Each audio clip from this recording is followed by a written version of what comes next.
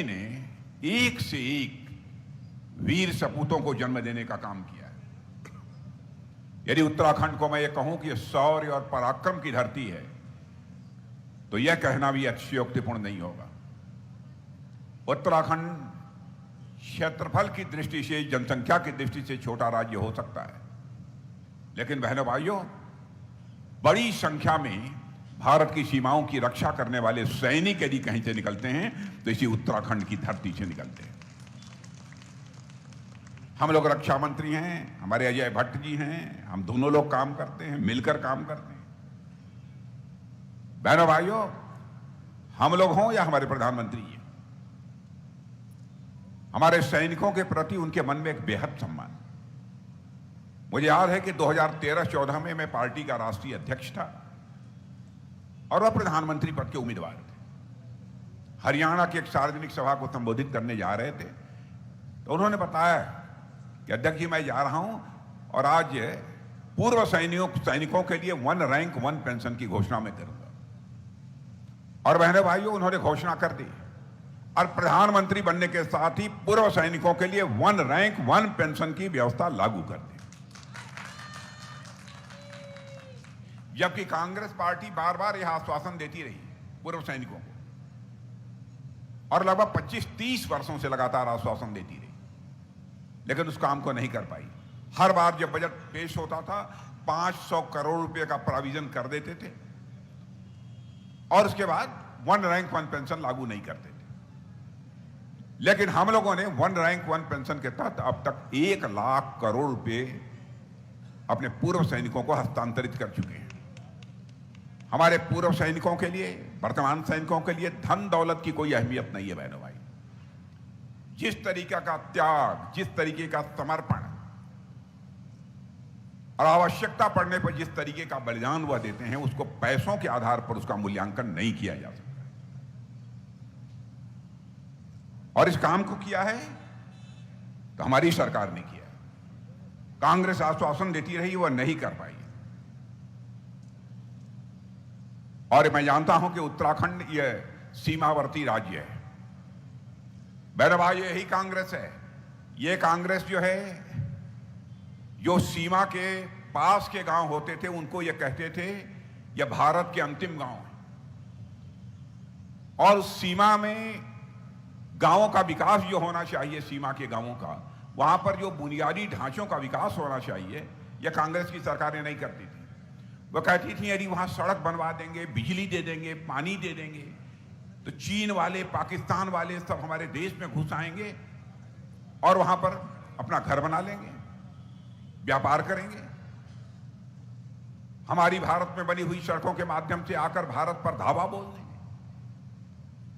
लेकिन हमारे प्रधानमंत्री का 56 इंच का कलेजा था बहनों भाइयों। हमारे प्रधानमंत्री ने कहा सीमा के हमारे गांव अब हमारे भारत के अंतिम गांव नहीं होंगे, बल्कि भारत के वह पहले गांव के रूप में हम उन्हें मान्यता देते हैं। और पहले गांव का विकास किस तेजी के साथ हो रहा है आप लोग अच्छी तरह जानते हैं। बहनों भाइयों, हमारी सरकार बनने के बाद चाहे कोई कुछ भी कहे, लेकिन इस सच्चाई को कोई नकार नहीं सकता है कि अंतर्राष्ट्रीय जगत में भारत का कद बड़ी तेजी के साथ ऊंचा हुआ है। पहले भी हम लोग विदेशों में जाते थे, दुनिया के मंचों पर भारत की बातों को जिस गंभीरता पूर्वक लिया जाना चाहिए नहीं लिया जाता था।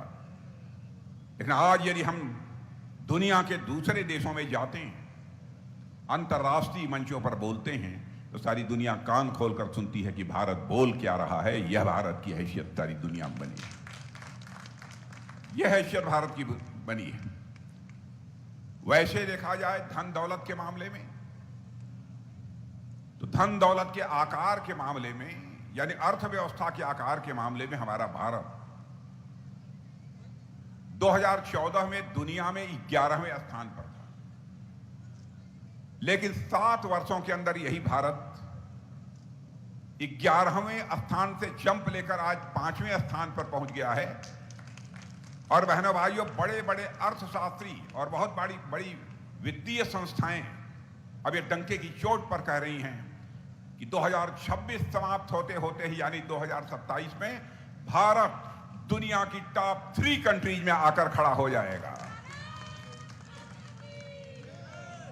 एक ऐसा विश्वास, एक ऐसा भरोसा लोगों के मन में पैदा हुआ है। विकास का जहां तक सवाल है, विकास कितना हुआ है, कैसे हो रहा है, मुझे बहुत विस्तार में जाकर इसकी चर्चा करने की कोई जरूरत नहीं है, क्योंकि इसका एहसास केवल उत्तराखंड की जनता को ही नहीं बल्कि हिंदुस्तान की जनता को अच्छी तरह है। लोग इस सच्चाई को स्वीकार करते हैं कि मोदी जी की सरकार बनने के बाद और यहां पर उत्तराखंड में हमारी सरकार बनने के बाद ये जो डबल इंजन की सरकार रही है, जिस तेजी के साथ इसने काम किया है, उत्तराखंड का विकास तेजी के साथ हुआ है। देश का जहां तक सवाल है, आपको जानकर खुशी होगी, बड़े बड़े अर्थशास्त्री अब ये कहने लगे हैं कि 10 वर्षों के अंदर मोदी जी ने यह करिश्मा कर दिया है कि भारत के 25 करोड़ लोग गरीबी रेखा के बाहर हो गए हैं। मेरे बहनों भाई, 25 करोड़ लोग गरीबी रेखा के बाहर हो गए। यह हमारी छोटी उपलब्धि नहीं है, मैं इसे बड़ी उपलब्धि मानता हूं। भारत अब दुनिया में कमजोर भारत के रूप में नहीं जाना जाता है, बल्कि भारत अब दुनिया में एक ताकतवर भारत के रूप में जाना जाता है। अब ऐसा नहीं है कि कोई भारत को आंख दिखाकर निकल जाए। बहनों भाइयों, यदि कोई भारत को आंख दिखाएगा तो हम उससे बड़ी आंख करके दिखाएंगे। वैसे भारत का यह चरित्र रहा है, भारत ने बराबर अपने पड़ोसियों के साथ अच्छे रिश्ते बनाकर रखने की कोशिश की है। हमारे आदरणीय अटल बिहारी वाजपेयी जी भी कहा करते थे, हमें याद रखना चाहिए, जिंदगी में दोस्त बदल जाते हैं लेकिन पड़ोसी नहीं बदलता, इसलिए अपने पड़ोसियों के साथ अच्छे रिश्ते बनाकर रखने चाहिए। और हम लोग अपने पड़ोसियों के साथ अच्छे रिश्ते बनाकर रखने की पूरी कोशिश करते हैं, लेकिन हमारी कोशिश को कमजोरी नहीं समझा जाना चाहिए। बस इतना ही मैं कहना चाहता हूं। और बहनों भाइयों, भारतीय जनता पार्टी का जहां तक प्रश्न है, भारतीय जनता पार्टी हिंदुस्तान की अकेली ऐसी राजनीतिक पार्टी है जो कहती है वह करती है। मैं आपसे अनुरोध करना चाहूंगा कि आप उठाकर 2014 से लेकर अब तक जितने हमारे चुनावी घोषणा पत्र जारी हुए हैं, आप लोग उठाकर देख लीजिए। यदि कोई ऐसी चीज हो जिसे हमने कहा हो, न किया हो, तो आप मुझसे जरूर उसकी शिकायत कर सकते हैं। इतना ही नहीं, 84 से 1984 से अपने चुनावी घोषणा पत्र में जो हम कहते चले आ रहे हैं कि हमको जब संसद में बहुमत मिल जाएगा तो हम इन वादों को पूरा करेंगे, तो बहनों भाइयों, संसद में हमको बहुमत मिला, हमने अपने सारे वादों को पूरा कर लिया। 1984 में हम लोगों ने कहा था कि जिस दिन संसद में हमको बहुमत मिलेगा, केंद्र में हमारी सरकार बन जाएगी, तो फिर अयोध्या की धरती पर भव्य राम का मंदिर बनकर रहेगा। बहनों भाइयों, और हम लोगों ने वादे को पूरा कर लिया।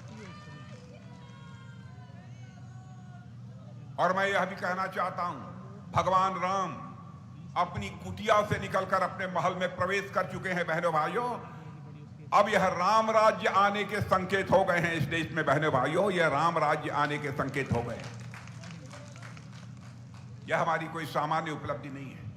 हम लोगों ने कहा था कि जम्मू कश्मीर की धारा 370 को संसद में बहुमत मिलने के साथ ही चुटकी बजाकर समाप्त करेंगे। आपने देखा कि बहुमत मिला, हमने धारा 370 को समाप्त कर दिया। नागरिकता कानून, कांग्रेस के लोग कहते हैं नागरिकता का कानून यह तो हिंदू मुस्लिम के बीच तफरका पैदा करता है, अलगाव पैदा करता है। मैं अपने मुस्लिम भाइयों से भी कहना चाहता हूं, यह नागरिकता का कानून किसी की नागरिकता लेने वाला कानून नहीं है, यह नागरिकता देने वाला कानून है।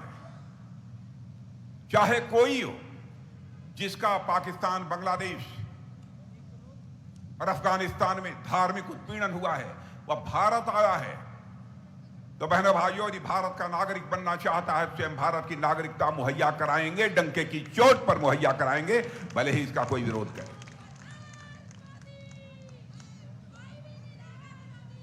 यह है हम लोगों का चरित्र। और आप लोगों से भी मैं कहना चाहता हूं कि बहनों भाइयों, भारत की ताकत जिस तरीके से बढ़ रही है, सचमुच हम सभी के लिए गौरव का विषय है। मैं आपको एक उदाहरण देना चाहता हूं। एक बार रशिया और यूक्रेन के बीच जब 2 साल पहले युद्ध प्रारंभ हुआ, तो आप जानते हैं हमारे बहुत सारे भारत के रहने वाले बच्चे यूक्रेन में पढ़ाई करते थे। कोई मेडिकल की शिक्षा ले रहा था, कोई इंजीनियरिंग की ले रहा था, कोई मैनेजमेंट का कोर्स कर रहा था। तो जब युद्ध प्रारंभ हुआ, रूस की तरफ से भी मिसाइलें चलने लगी और यूक्रेन की तरफ से भी मिसाइलें चलने लगी, तो जो उनके माता पिता भारत में रहते थे, उन्होंने कहा, मोदी जी, चाहे जो भी हो, हमारे बच्चे जो यूक्रेन में पढ़ाई करने गए हैं वह फंसे हुए हैं, कभी भी उनकी जिंदगी जा सकती है, चाहे जैसे भी हमारे बच्चों को निकाल कर भारत ले आइए। हमारे प्रधानमंत्री ने चटपट रूस के राष्ट्रपति मिस्टर पुतिन से बात की, यूक्रेन के राष्ट्रपति मिस्टर जेलेंस्की से बात की, और साथ ही अमेरिका के राष्ट्रपति मिस्टर बाइडेन से बात की। मेरे बहनों भाइयों, 4.5 घंटे के लिए रूस और यूक्रेन का युद्ध रुक गया और हमारे 22,500 छात्र यूक्रेन से चलकर भारत आ गए। यह है भारत की ताकत। अभी आप लोगों ने अखबारों में पढ़ा होगा, कतर में हमारे नौसेना के, नेवी के कुछ रिटायर्ड अधिकारी कुछ कंपनियों में वहां काम करते थे। किसी मामले में वहां की अदालत ने उनको फांसी की सजा दे दी, लेकिन भारतीय होने के नाते हमारा फर्ज था, हमारी सरकार का फर्ज था कि हम उन्हें वहां से छुड़ाने की कोशिश करें। हम लोग बड़े धर्म संकट में थे। प्रधानमंत्री जी से बात हुई, बहनों भाइयों, प्रधानमंत्री जी ने तुरंत कतर के राष्ट्रपति से बात की, और आपको यह जानकर खुशी होगी कि हमारे नौसेना के जिन अधिकारियों को फांसी की सजा मिली थी, वहां के राष्ट्रपति ने उस फांसी की सजा को माफ कर दिया और हमारे सारे पूर्व नौसैनिक कतर से चलकर भारत आ गए। यह है भारत की ताकत। भारत की ताकत दुनिया में बड़ी तेजी के साथ बढ़ी है, और कांग्रेस की हालत जैसी है वो मुझे बतलाने की जरूरत नहीं है, आप लोग अच्छी तरह जानते हैं। और बहनों भाइयों, मैं तो कहना चाहता हूं कांग्रेस के बारे में, कांग्रेस की हालत कुछ ऐसी हो गई है कि बहनों भाइयों, अब कांग्रेस पहाड़ पर नहीं चढ़ सकती है। कांग्रेस अब पहाड़ पर नहीं चढ़ सकती है, जैसा मैंने अनुभव किया है। अजीबोगरीब हालत हो गई है इस कांग्रेस की। और कांग्रेस देख लेना, अब 2024 के बाद ऐसी हालत हो जाएगी जैसे डायनासोर इस पृथ्वी से लुप्त हो गए, वैसे ही कांग्रेस पार्टी भी लुप्त हो जाएगी।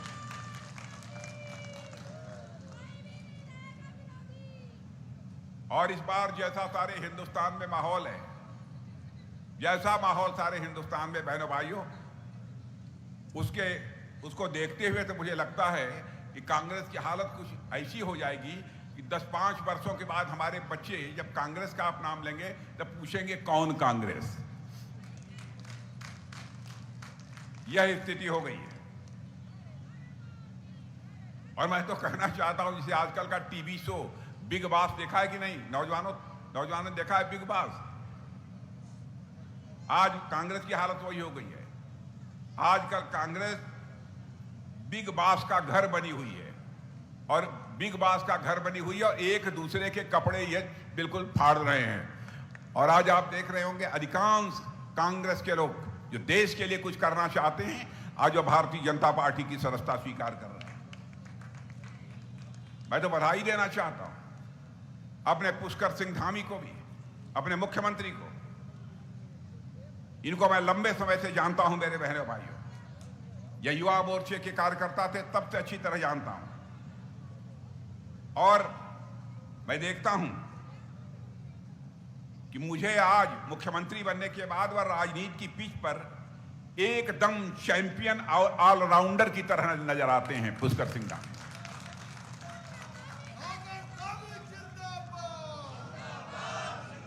और जब पुष्कर धामी बैटिंग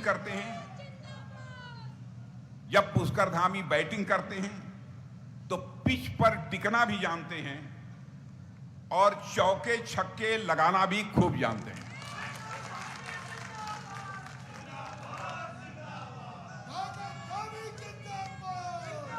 और जब पुष्कर सिंह धामी बॉलिंग करते हैं तो अच्छों के विकेट को उखाड़ देते हैं। विकेट उखाड़ देते हैं, फिर भी पूरी तरह से शांत रहते हैं। और हालत इन्होंने कर दिया है कि उत्तराखंड में सारी राजनीतिक पार्टियों को पुष्कर सिंह धामी ने आउट कर दिया है।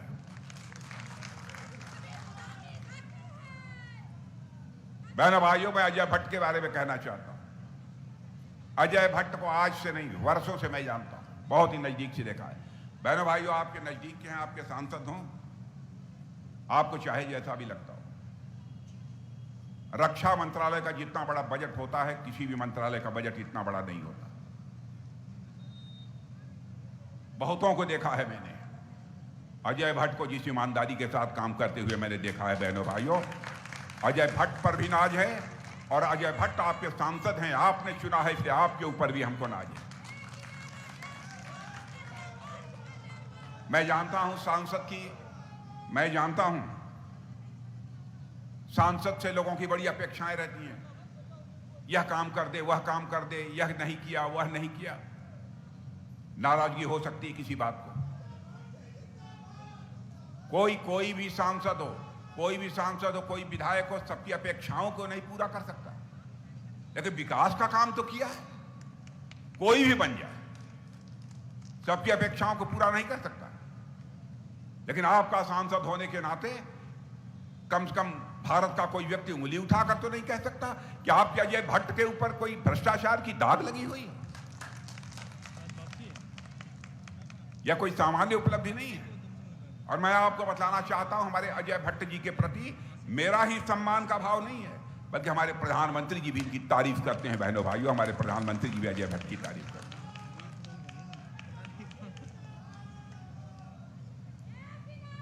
आजकल हालत यह हो गई है, राजनीति में कांग्रेस की हालत नहीं देखी है, भ्रष्टाचार। अरे एक बार तो कांग्रेस के प्रधानमंत्री राजीव गांधी जी प्रधानमंत्री थे, भाषण देते देते उन्होंने यह कह दिया, क्या करें, हम दिल्ली के बैंकों से 100 पैसा नीचे भेजते हैं, लेकिन मुश्किल 14 पैसा लोगों की जेबों में पहुंच पाता है, 86 पैसा या भ्रष्टाचार की भेंट चढ़ जाता है। उन्होंने यह मजबूरी व्यक्त की थी, लेकिन उसे चुनौती के रूप में किसी ने स्वीकार किया, तो हमारे प्रधानमंत्री मोदी जी ने स्वीकार किया। उन्हें जनधन, आधार और मोबाइल की ऐसी त्रिमूर्ति बना दी। बहनों भाइयों, ऐसी त्रिमूर्ति बना दी कि जैम के माध्यम से आज दिल्ली के बैंकों से 100 पैसा निकलता है तो 100 का 100 पैसा आपकी जेब में पहुंचता है, एक पैसा भी भ्रष्टाचार की भेंट नहीं चढ़ने पाता। भ्रष्टाचार को भाषण देकर नहीं समाप्त किया जा सकता। भ्रष्टाचार को समाप्त करने के लिए व्यवस्था में परिवर्तन करना पड़ेगा, सिस्टम में परिवर्तन लाना पड़ेगा।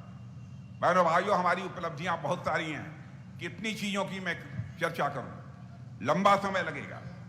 मैं जानता हूं आप लोग भी देर से यहां पर बैठे हुए हैं। यहां पर मैं कहना चाहूंगा, मैं देख रहा हूं, जब भी आता हूं यहां पर हमारे बड़ी संख्या में सिख भाई दिखाई देते हैं। आप लगता हो या न लगता हो, सचमुच अपने सिख भाइयों को देखकर मैं स्वयं को गौरवान्वित महसूस करता हूं, मुझे गौरव की अनुभूति होती है, क्योंकि सिख धर्म के इतिहास से मैं अच्छी तरह परिचित हूं। भारत में जितना बड़ा योगदान इस भारत की सुरक्षा में, भारत की धर्म की रक्षा में हमारे सिख समुदाय के भाइयों ने दिया है, बहनों भाइयों, यह भारत कभी भी भूल नहीं सकता।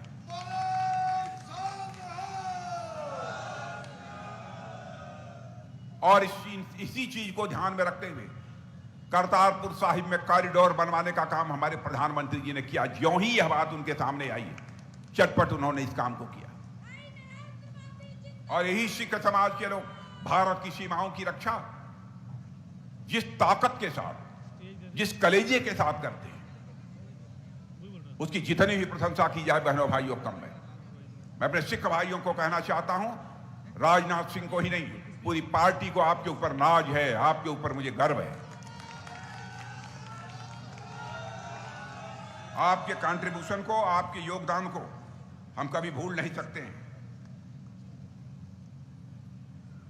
आपका जो इस देश की सीमाओं की रक्षा में योगदान है वो कभी भुलाया नहीं जा सकता। और मैं जानता हूं राम जन्मभूमि की आंदोलन की शुरुआत में आप ही लोगों ने, हमारे निहंग संतों ने ही सबसे पहले धावा बोला था, बहनों भाइयों, जो आज राम मंदिर बनकर तैयार हुआ। और निहंग संतों के खिलाफ ही एफआईआर उस समय दर्ज हुई थी। मैंने जानबूझकर इसकी चर्चा इसलिए की, क्या अन्य लोगों के ध्यान में यह बात रहनी चाहिए, क्या योगदान है। कभी कभी लोगों को जानकारी नहीं रहती तो लोग कहते हैं भाई ऐसे ही सब है, वैसे सब है। हर धर्म का एक अपना महत्व है। हर वर्ग के लोगों ने, धर्म के लोगों ने कुछ न कुछ समाज के लिए किया है। तो बहनों भाइयों, आज मैं भी कई दिनों से लगातार भाषण कर रहा हूं और आज अंतिम हमारी सभा है। मैं समझता हूं कि बहुत हो गया, और वैसे भी आप सब लोग जागरूक हैं, लेकिन यह बताइए कि हमारे अजय भट्ट को पिछली बार से कई गुना मतों से जिताकर भेज देंगे कि नहीं? पक्का? लेकिन देखिए, आप लोगों ने तो हाथ उठा दिया। मैं सचमुच बतलाऊं, मैं दिल से कहने आया हूं कि आप अजय भट्ट को जिता दीजिएगा। अजय भट्ट की जरूरत है।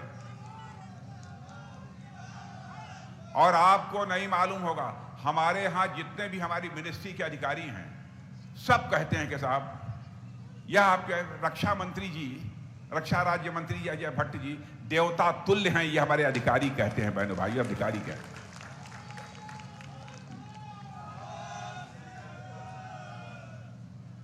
इसलिए मैं आप सबसे निवेदन कर रहा हूं, मत करिए इधर उधर, कहीं किसी बात की नाराजगी हो तो भूल जाइए, क्योंकि हमें अपने प्रधानमंत्री मोदी जी को इस बार तीसरी बार भारत का प्रधानमंत्री बनाना है। बहनों भाइयों, तीसरी बार भारत को